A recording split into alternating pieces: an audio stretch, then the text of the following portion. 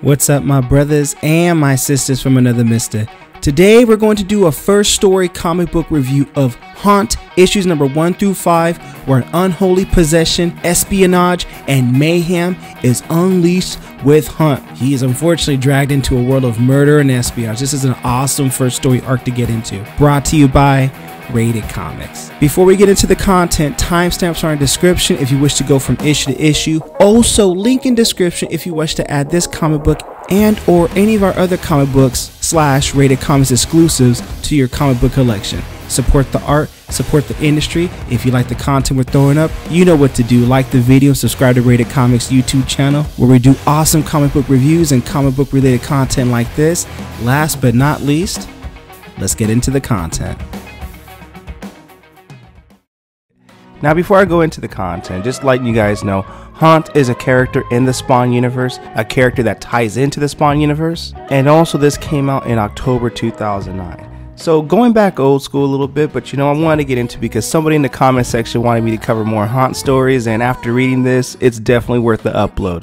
So let's get to it. We begin this issue with Daniel Kilgore about to leave his apartment, and the prostitute, the lady who gave him a good time, was like, "Nah, what are you doing? You ain't leaving just yet." And he's like, "Well, unless you're willing to give me a freebie, I got to go." And she's like, "No, I see you far too often for that, Daniel. I don't want you getting any ideas. So we still good for Thursday, usual time?"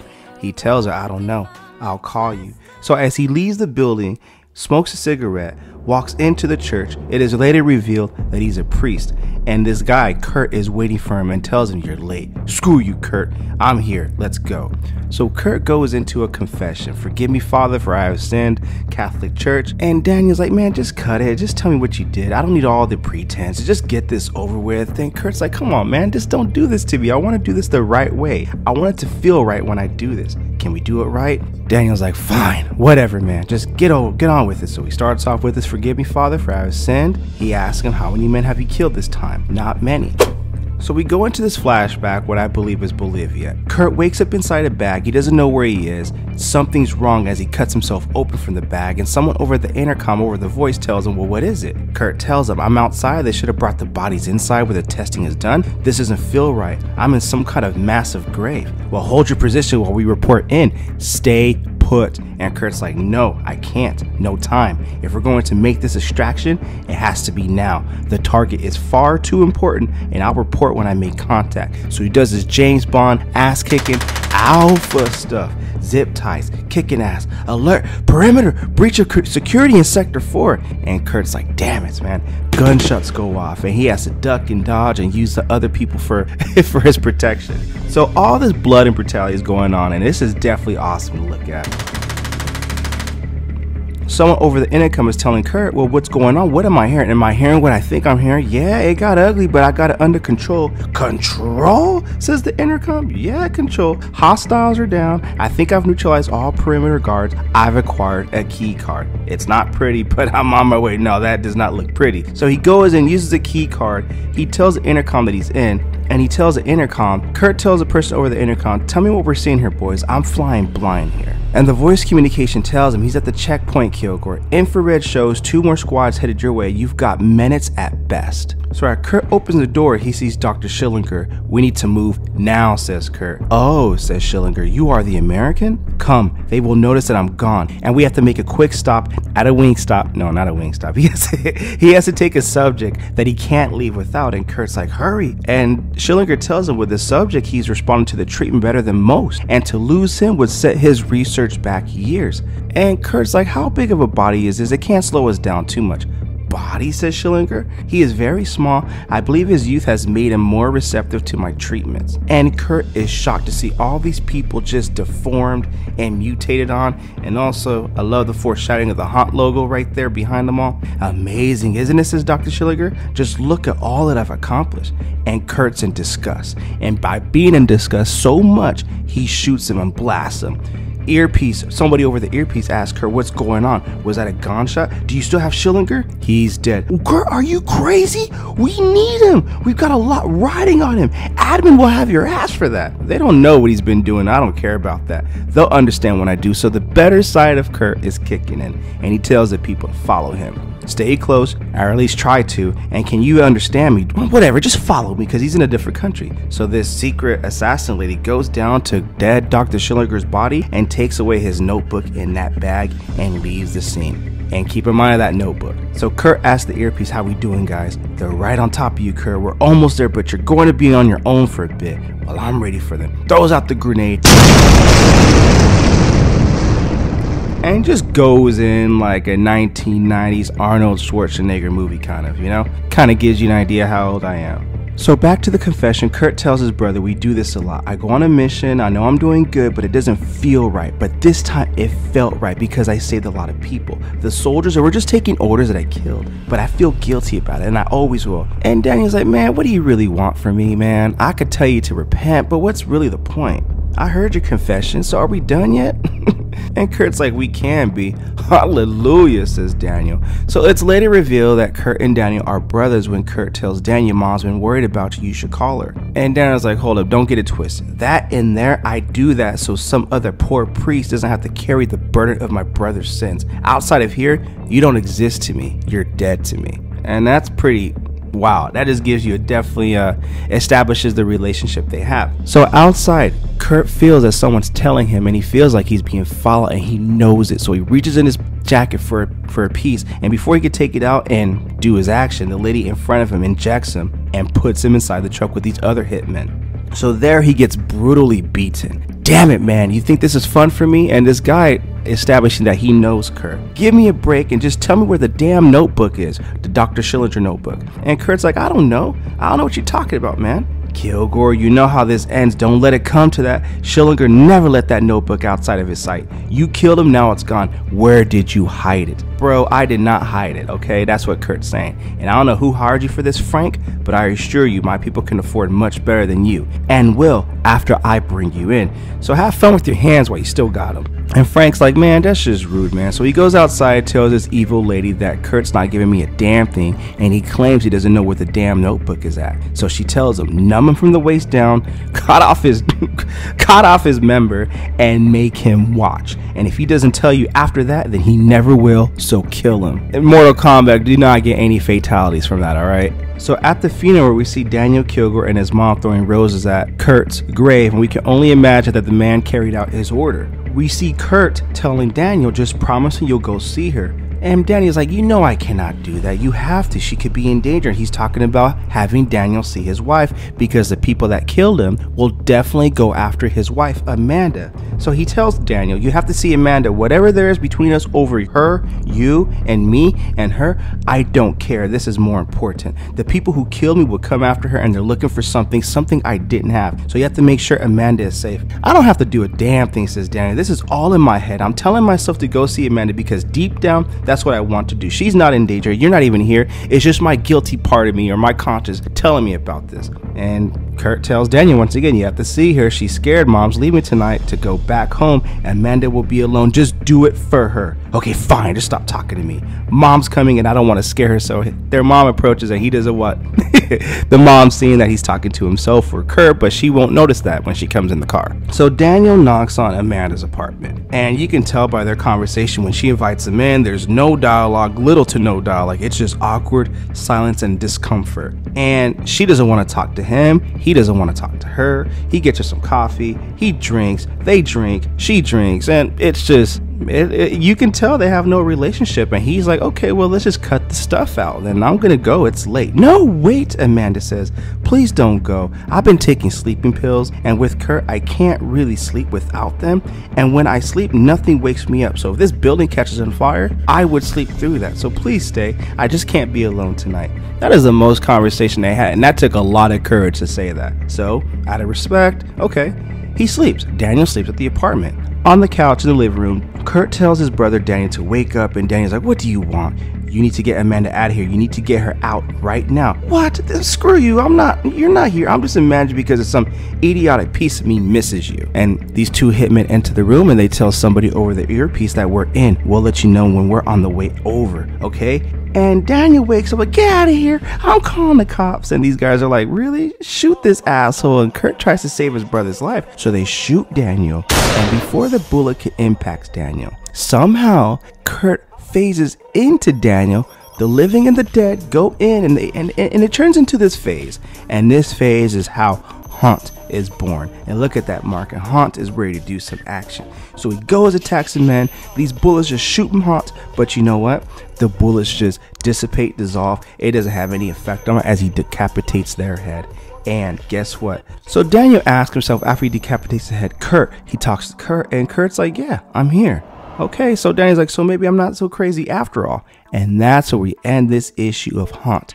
Issue number 1. What you guys think of the comic book? Comment below, let me know. Obviously, this is a powerful story in my opinion, and I'm glad I got into this Haunt series. I did do a video of Haunt Origins Explained, so I will put the card at the end of this video as well as link in description if you guys want to get more of a backstory on Haunt.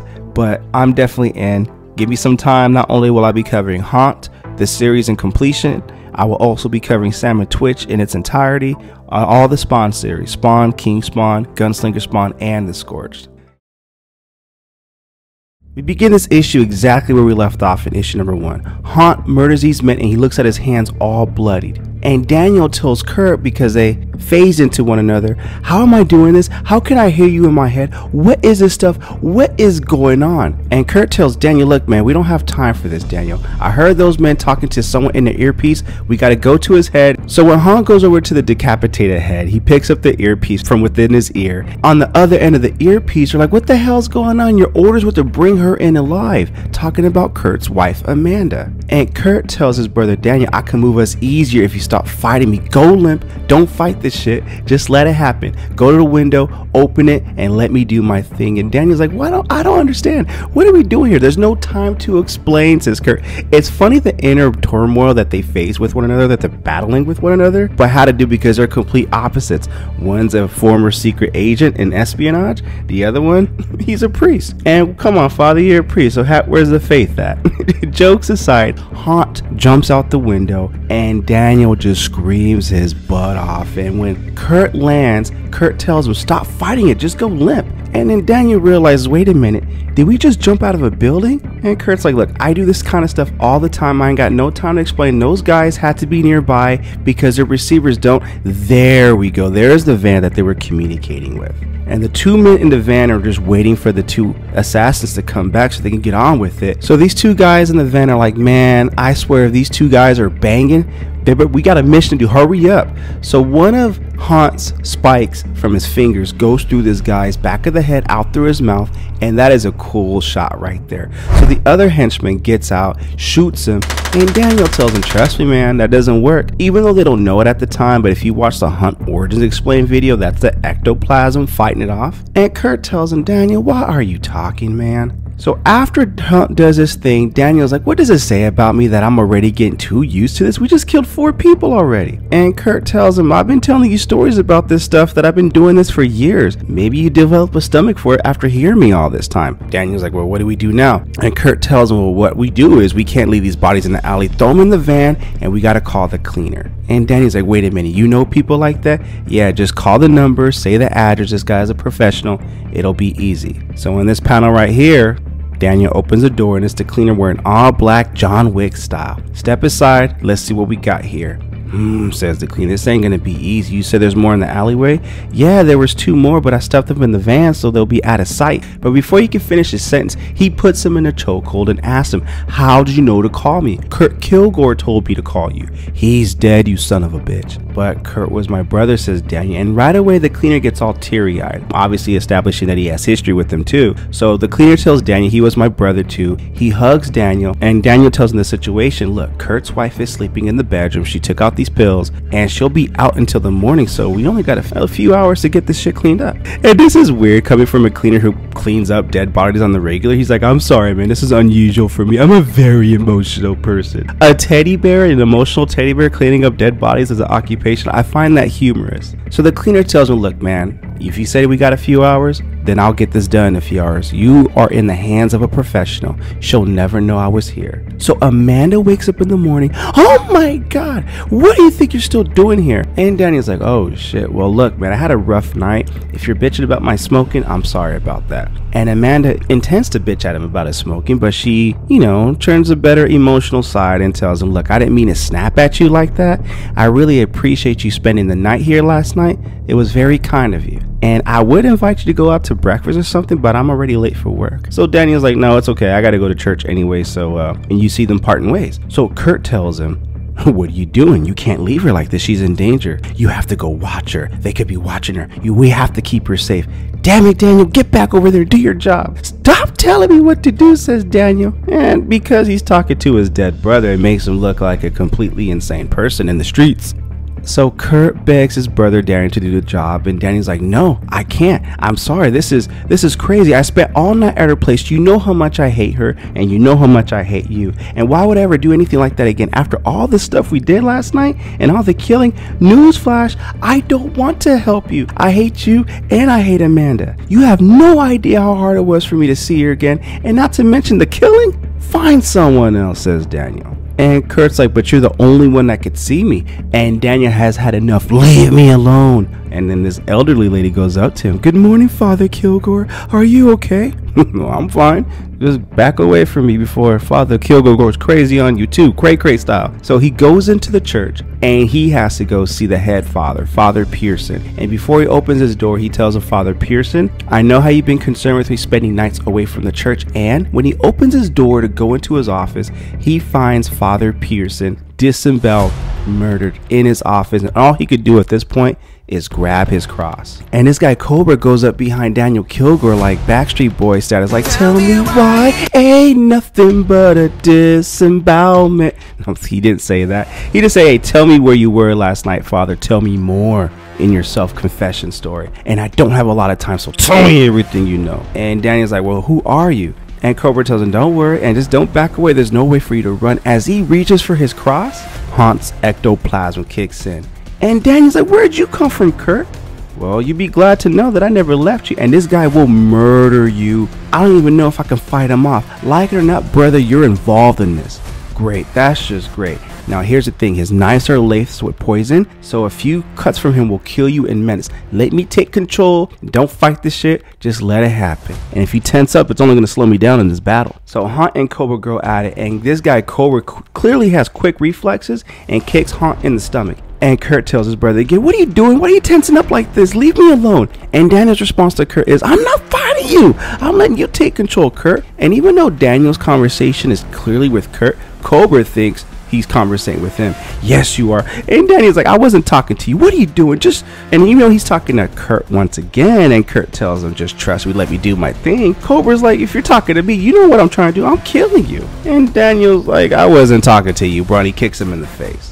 So clearly it's clear at this point, Cobra is not going to answer to Daniel what's he doing here, despite Daniel asking what's he doing there. So Cobra takes out his gun, shoots Haunt, and tells him to back away, freak. Whatever information they think you have, you clearly do not have it. So it's not worth his life fighting for an empty cause. So he shoots him, leaves the room, and that's it. Disappears with the quickness. And Haunt's like, oh well. So it's kind of funny how 1 minute you go from a bloody panel in a room in a church, and another minute Daniel and Kurt is walking out in the streets. Daniel tells his brother, I can't handle this. I don't know what to do. Tell me what do I have to do to make this stop. Tell me what makes this all go away. And Kurt tells him, well, Amanda's at work. There's a lot of people around. She's probably safe for now. And I think I know where we should go for right now. Like it or not, you are stuck in this. So he takes him to this abandoned house from what it looks like. And Daniel's like, are you kidding me? What the hell did you bring me here? It smells horrible. And Kurt just tells him, go inside. So when they go inside, there's these dudes smoking, obviously medicated, if you will.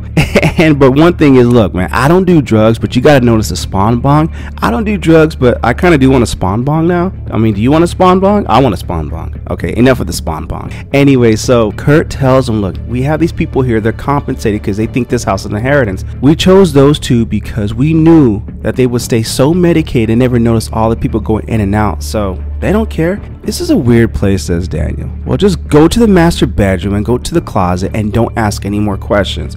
And Daniel sarcastically tells him, well, will one of these shirts make me invisible or something? There's a thumb on the scanner. Put your thumb on the clothes rack and see what happens. So before Daniel could put his thumb on the clothes rack, Kurt is able to use his ectoplasm to implant his own thumbprint on the thumb. And that came in handy. So once they're in the elevator, Kurt kind of braces him. This is one of the 8 separate entrances to HQ. This elevator is taking us about 8 stories underground. You're going to see a lot of things down there, but don't be startled. This is where I work, or worked. These people are my co-workers and they can help us. And when Daniel opens a door, we got these men with guns and this brother right here with, I don't know why this lady in the red dress just happens to appear. Maybe eye candy, plot convenience or something, but perhaps he might have something to do with the story. So the brother, this Morgan Freeman, Lucius from Batman kind of brother, says, we have a lot of questions for you, Daniel Kilgore, so please don't make any sudden moves. And that is the end of this issue of Haunt, issue number 2. Obviously, I think this story picks up better than the first issue, and I am definitely digging it. Like I said, I am in all the way on this, and I hope it continues to build and has a solid ending to it all. But Hunt is definitely one of those characters to me. He reminds me of Batman mixed with a little bit of Spider-Man with them Spawn influence to it. But I dig it. It makes the character cool in my opinion.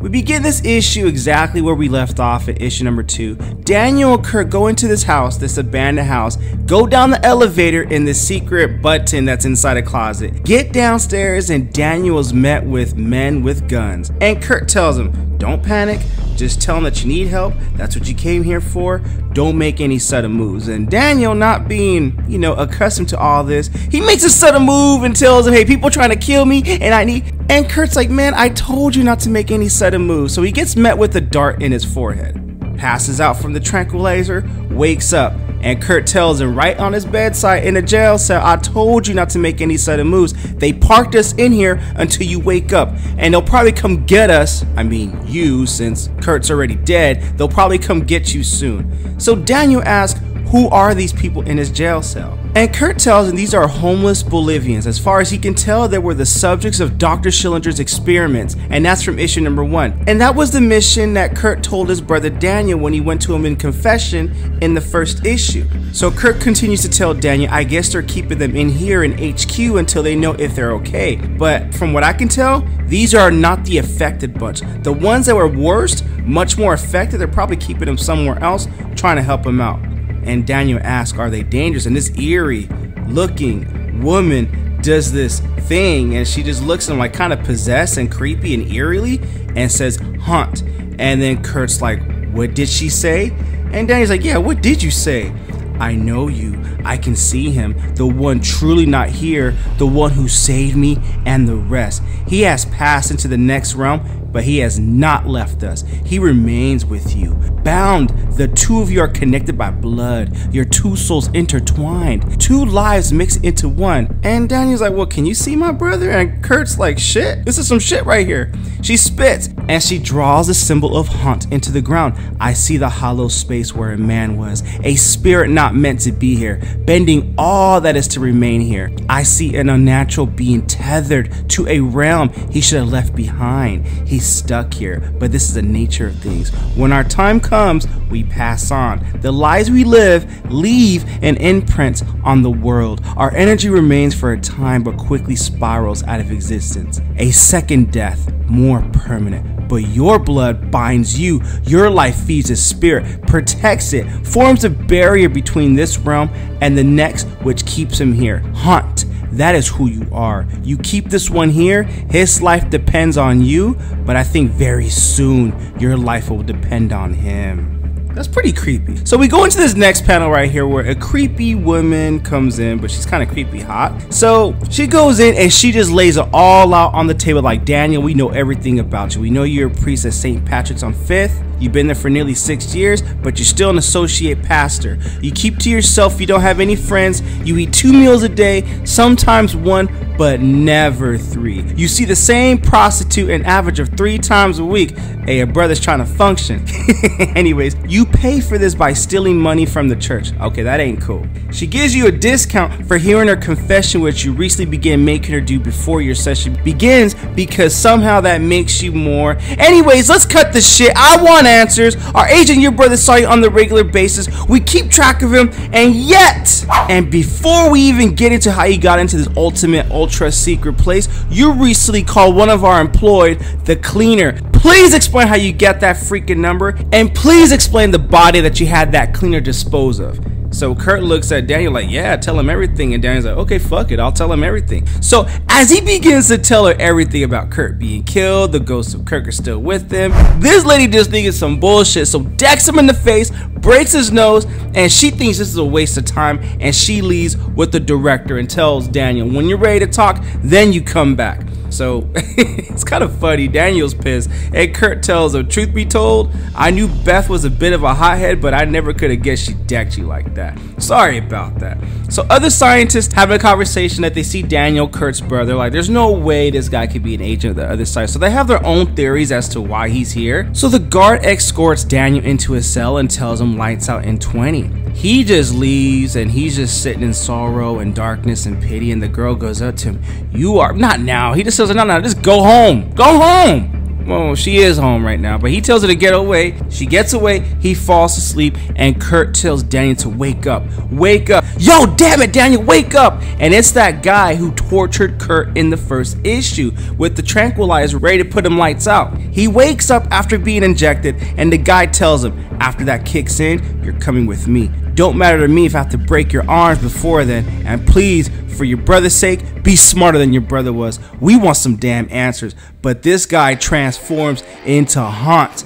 And this guy could just look at him like, what the hell? Oh, so he gets slit by Hunt's suit right in the side. And Kurt wonders, how did this guy get in here? He's a freelancer. He's not the guy who had me killed, but he's the guy who did the deed. And then Danny's like, how should I know? Just stay back. The guy looks at him like, are you some kind of spaceman or something? You don't scare me. I've seen worse. Okay, well, you cut me, I'm gonna cut you. Now it's my turn. And Hunt looks at him and just blasts him the hell up out that jail cell. But thinking that this guy is just human, getting blasted through the jail cell like that by that kind of superhuman strength, you would think that would be enough to end this guy's career right now. But it's not. He's still up. And to Kurt's surprise, he's very surprised about that. But this guy, with his sheer determination and will, tells him, you're fading fast. I warned you and your brother. Just don't make things worse for yourself. And guess what? You know how many things I could do with this knife and still keep you alive? I'm gonna show you. But before he can show him and give him a demonstration, he gets his arm cut off, or actually his wrist, and it's just like a clean cut where you probably don't feel the pain right away, but damn it, you're gonna feel it later. But Kurt and Daniel stomp on his head and end this guy's career. Hunt gets up and all these guns are pointed at him. Now everyone's terrified. As this tranquilizer starts to kick in, Daniel tells him, please, just don't. And Kurt tells Daniel, it's okay, we're safe now, just don't shoot. He passes out on the ground. He wakes up in the interrogation room and Beth is like, well, tell us a story. And this director's like, answers, Mr. Kilgore. We want answers.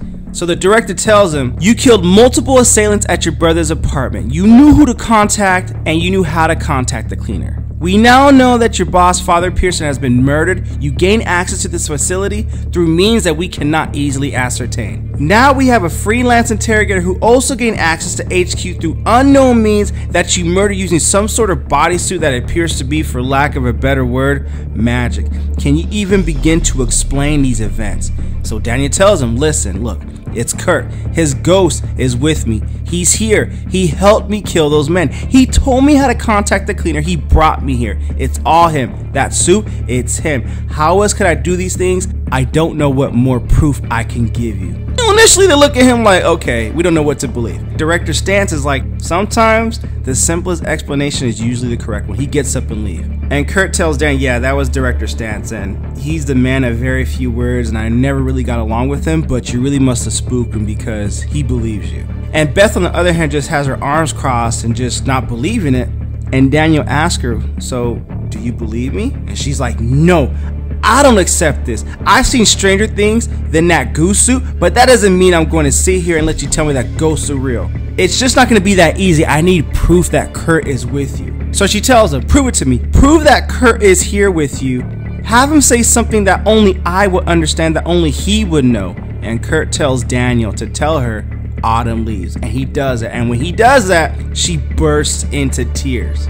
And in that moment, based on the look on her face, Daniel knew what's up. You cheated on Amanda, you cheated on your wife, and that it just gives Daniel another emotional layer to this, because now we know why Daniel and Amanda have that awkward conversation, that awkwardness, because Daniel loved her, and Kurt, probably Mr. Steal Your Girl that happened to be his blood, his brother, stole his girl, stole the woman he loved, and told Kurt you could have had any woman you ever wanted, but you had to have her, and you couldn't even be faithful to her. You couldn't even be happy with her. This is not right. And he's pissed. Amanda was special to me, and you couldn't do it. I loved her. Damn you, Kurt. And all this exhaustion and anger just puts Daniel in an exhausted state, and he just collapses and falls to the ground, and this leaves Kurt feeling guilty AF. And director Stan's like, yo man, if he's faking it, then he's really going to great lengths to sell it. And Beth is like, I think I believe him. So director Stans asks Beth, is assistant director Rhodes in yet? She's going to want to be briefed on the situation as the head of the investigation of Kilgore's murder. And Beth tells him she's on her way. She gets out the car, she talks to this mysterious guy, whoever she is on the phone with, and tells her, hey man, I got this. She'll walk in and smooth things over, and it'll be like, hey man, it'll be cake. But on another island, this angry mobster, whatever this guy is, he does not look like somebody I want to mess with. And he tells her, it better be smoothed over, Miss Rhodes. With Dr. Schillinger dead, we need his notebook, or everything we've ever worked toward will fall apart. So one of his mistresses or one of his playdates tells him, hey man, come back to bed. Sorry, my dear, work never affords me a moment of rest. But come watch this beautiful sunrise. It's a new day. And that's where we end this issue of Haunt, issue number 3. Personally, I love how we get a little bit more detail with the story without getting too much into it. I know you got to establish the first story arc with all the characters and all the building plot points of it all. I think it's very well written and very intriguing on my part. I absolutely dig it. I know we're 3 issues in and we haven't got much into the story, but we got a lot more than what we had before, but just enough to keep me wanting more. We hungry. We begin this issue with Amanda at her job mourning the loss of her husband Kurt. Her co-worker comes in and she just tells her, you just buried your husband. What are you doing here? You need to take a few days off. And Amanda tells her these third quarter budgets can't wait. The hospital will fall apart if I took so much as a week off. You know the shape we're in, but whatever it is, it's not a stable workplace. But she's mourning the loss of her husband Kurt. These 2 men come in and they tell her, Amanda, I'm terribly sorry to interrupt your workday, but I'm gonna need you to come with us immediately. And she's like, okay, can I see some identification? And he shows this pistola, like, here's my identification.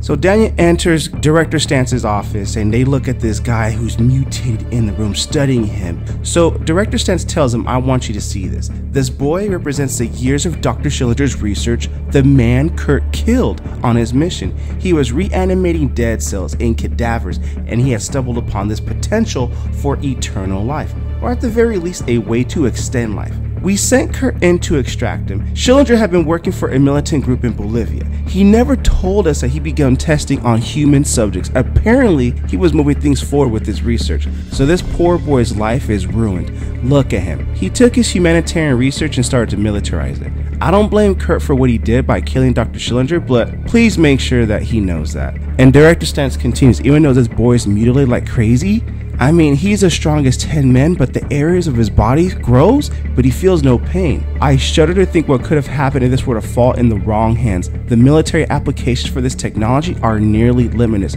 So until we find Dr. Schillinger's notebook, you and Kurt's wife, Amanda, will not be safe. So Assistant Director Rhodes comes in and she tells Director Stans that she's completed her analysis on the attack last night. So the guy, the interrogation for hire, the freelancer, he had a temporary passcodes that were somehow reinstated. She's looking into it as to why, but it's obvious whoever hired him to kill Mr. Kilgore had access to our system, so it looks like we have a mole in our hands. Very good, says Director Stans. I trust the necessary steps have been taken to limit the flow of this information until our mole is detected. So Director Stans gets a communication on intercom from those 2 men saying that they have Amanda in her custody and they're on their way back. But as they're driving on their way back with Amanda, they get annihilated, shocked, hunt down. And speaking of which, Amanda gets kidnapped, dragged by her hair out of the car. So Daniel Kilgore has to turn into Hunt and go into action. As he runs out, goes up the elevator, into the parking lot, into the car, Kurt tells Daniel, let me handle this. Saving Amanda, I know what I'm doing, but let me handle this. And Daniel's like, okay, I think I'm gonna let you take control. This is where some secret CIA stuff comes in. So Director Stantz comes in on the communication screen and tells Daniel and Kurt, I assume Kurt has taken over. I'm not gonna fight this on you, says Dr. Stantz. Not Dr. Stantz, but Director Stantz. They're after Schillinger's notebook, which we do not have, so I'm at a loss as to what I hope you have a plan for. They've already given a location for the trade. Once you're out the garage, I will direct you. So they go, and this is like Fast and Furious, Image Comics, Haunt style. This is an awesome scene right here. And as we take a moment to admire this, if you're liking the content so far, you know what to do. Like this video and subscribe to Rated Comics. Here at Rated Comics, we do awesome comic book reviews, comic book related content with the occasional comic book giveaway. So as Daniel and Kurt Hunt arrive at the warehouse, he just makes an entry that will just, yeah, this is a gangster ass entry, that's all I got to say. And his ectoplasm takes the form of the suit, just takes a life of his own and decapitates this guy's head, and the man is like, good, whew, you're safe now. And that's what Hunt tells her. He unties her from the ropes and she gives him a hug. But keep in mind, one look at him and not knowing who he is, that should be quite a scare. But she's not scared. She looks at him like, well, you saved my life, but oh God, what are you? What is this about? They said they were looking for a notebook and they said I had it. I just don't understand. And then Kurt tells Daniel just to tell her, and Daniel tells her, well, this was all just a misunderstanding. It was a mix-up. It wasn't you they were after. They, says Amanda. And then that's when Cobra comes in like, I'm ready to do some action right now. And Kurt tells Daniel, do not underestimate him. And Cobra's like, and this time I've come to kill you, and I won't leave until I kill you. So his suit takes over, fights, and keep in mind, I believe in the last issue his blades are laced with poison. So now that his blades mixed with his ectoplasm suit come in, he cuts it off, and he tells him, get this crap off of me, it's not going to slow me down. I fought monsters worse than you. You think you could beat me? You think your powers are something special? I've killed more powerful agents than you, and I can murder you in my sleep. And because his blades that were laced with poison impacted him or encountered him or met him, now it slows down Hunt.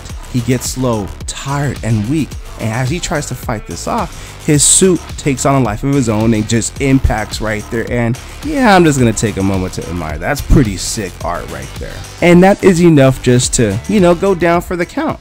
Amanda goes and consoles him, and Hunt tells her, what are you doing? I told you to run. Or that's Daniel talking. And she tells him, you need to help. He realizes something's wrong with me. I'm feeling weird. I'm feeling sick. And Amanda tells her, it's okay. The men left. Save your strength. And that's when Director Stantz comes in with the group and tells her, hey, Amanda, we're the good guys. It's okay. We got it from here.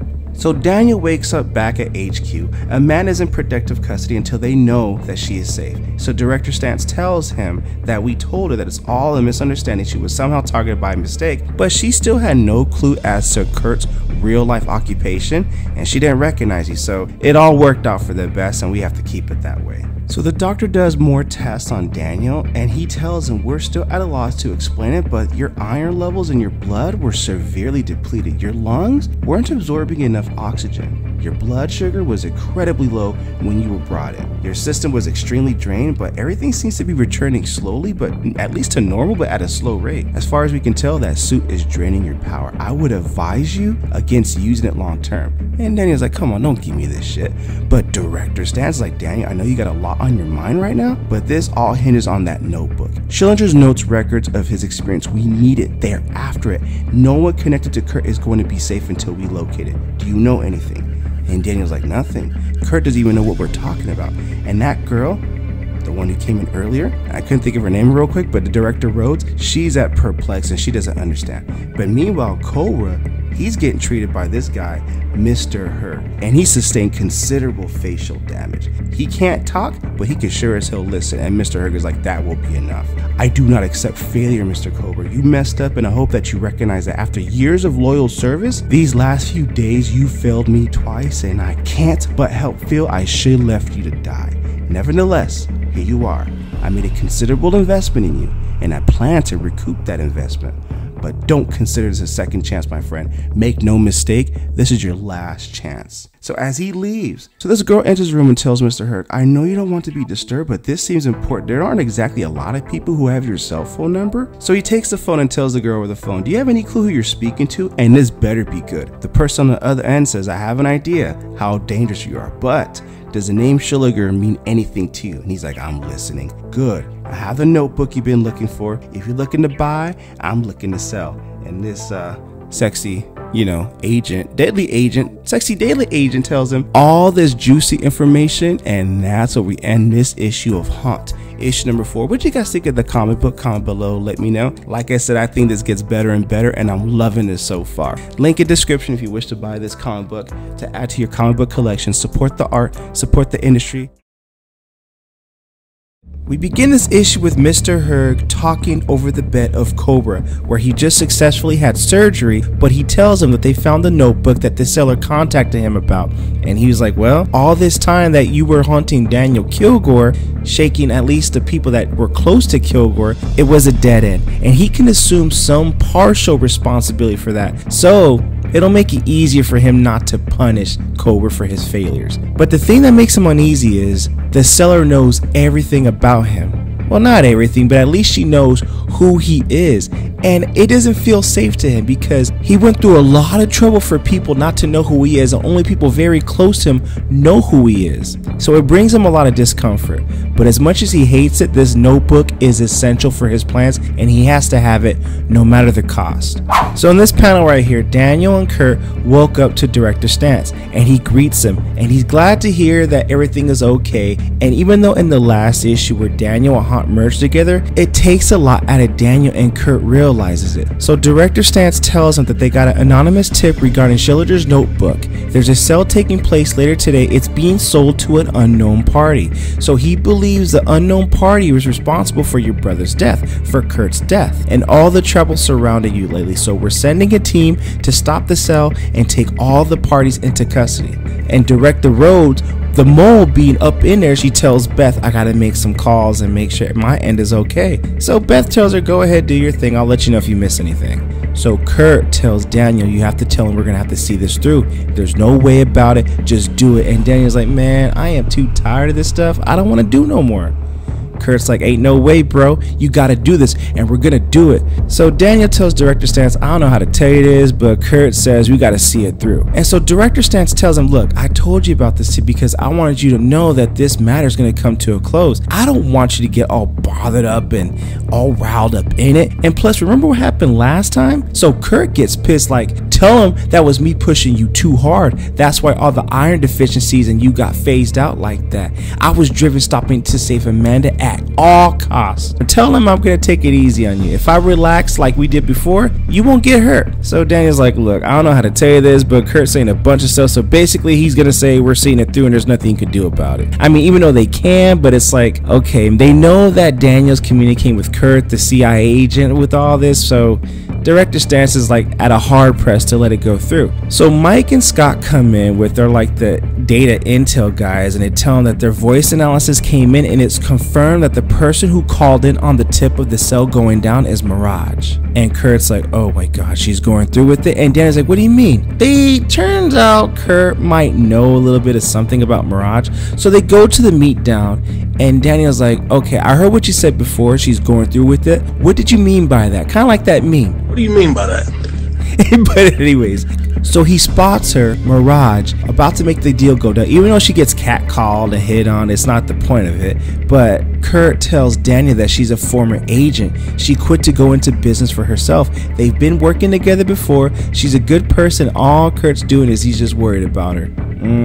So Mr. Herc comes in with his accomplice, and he's like, thanks for bringing this to me. I will always have work for you anytime, just say the word. And Mirage is like, just give me the money so I can be on my way, Herc. The less time I have to spend in your presence, the better. And he gets sussed out. He notices something's not right. Well, look, out of respect, this is why it is. Let's just be civil about this. Before he can continue on with the conversation, she tells him, stop right there. Money now or I walk. Daniel and Kurt, especially especially Kurt, they have no idea who this man is. So Herg tells her, I know you didn't keep this meeting a secret, and that's very unwise of you, but I need that case, and I hope you're prepared for what's about to happen next after we do this exchange. So after they do the exchange, all the agents come out, guns out, nobody move, freeze, and the first fire is shot.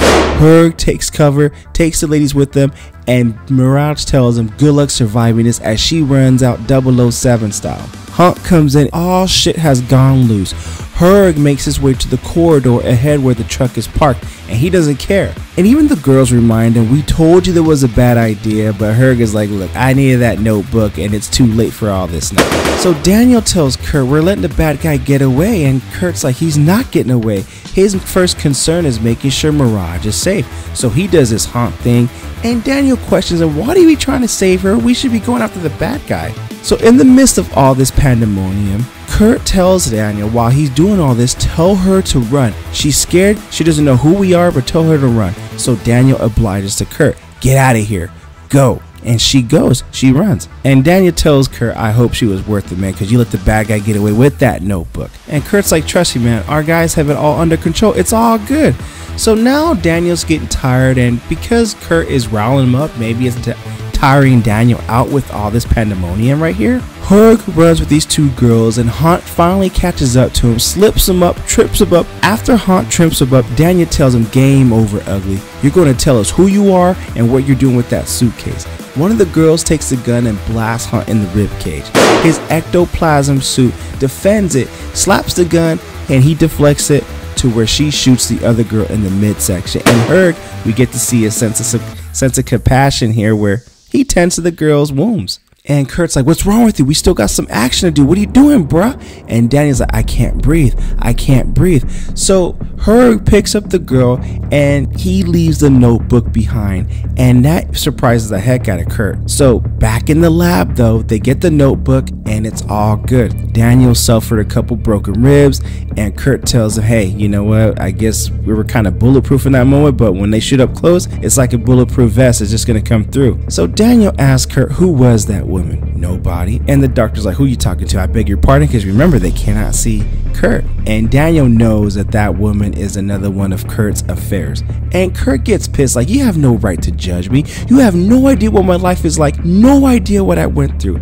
And Daniel ain't trying to hear it. And Kurt tells him, do you know what it's like to sit across your wife, Amanda, having dinner with her and have absolutely nothing to say to her? I mean, I'm over here, she's eating a steak, she's asking how my day was, and she's telling me all about her day, and all I can think about is the day that I had where I had to pop a guy's eyeball out just for a simple freaking data card, and yet she's asking me how my steak was? Meanwhile, I'm still in shock from how close we were to losing the entire eastern coast of this country until I helped prevent that. I deal with a whole lot of shit where Amanda doesn't know, and I can't share anything of my life with her. And Kurt continues venting on how the differences between him and Amanda are. And it's not her fault. She hasn't changed. She's still the same great woman she was when I married her. But my life has moved on, and I've changed, and I can't even tell her about the good parts. And Daniel still ain't trying to hear all that, because remember, Daniel loves Amanda. That was Kurt's wife. And Kurt continues later on. Can you even try to imagine what that's like, Daniel? All I can do to keep my sanity is come crawling back to my asshole brother for some half-assed confession so that I can talk to someone about what I'm living through. Do you know how hard it was to see you each and every time, not being able to tell you that my marriage, my life was in ruins? Then I met Mirage. I didn't want to cheat, not again, but I'm weak in that way, I'll admit it. But I always loved Amanda. I want to treat her better, want to do that for her at least. But Mirage, the girl at the cell, was perfect for him. She knew more about Kurt than Amanda ever could. They related. He says they could have spent 6 months locked away together and never ran out of things to talk about. She wasn't like Beth or any of the other women. I loved Mirage with every fiber of my being. It felt like we'd always been together, and it felt so natural and so right. And he continued to say, I was going to retire and run away with Mirage and leave Amanda behind. We had it all planned out. We were going to get Schillinger's notebook. She was going to arrange a buy. She'll tip me off. We get the bad guy's money, and my people will make sure they didn't actually get any of Schillinger's notes. They were going to use that money and leave it all behind and retire, and he would leave Amanda in replacement of Mirage. So this is pretty heavy, and it gives a whole nother layer to Kurt and a whole nother layer to Daniel, and this is just wow. I mean, it's pretty heavy right there. So right here we see Director Rhodes reading the notes, and she's just in a fit, and Director Stan's like, Dr. Rhodes, what are you talking about? And in that rage, because whatever's in that notebook is just a waste. All that trouble for what? So she blasts him.